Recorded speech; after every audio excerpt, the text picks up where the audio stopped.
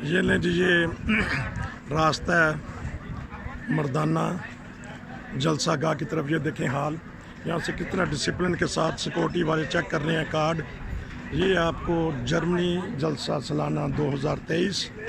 ये देखें हदायत भी आई हुई हैं सारी कि क्या क्या आप लेके जा सकते हैं।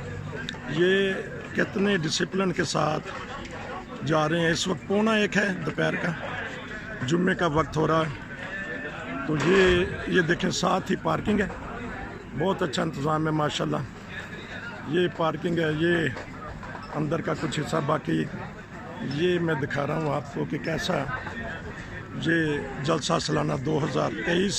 सारी हदायत हैं कि आपने किस तरह अंदर जाना है, जर्मन में लिखी हुई हैं। ड्यूटी खुदाम दे रहे हैं माशाल्लाह, साथ टेंट लगा हुआ है। तो ये छोटा सा क्लिप 2023 जलसा सालाना।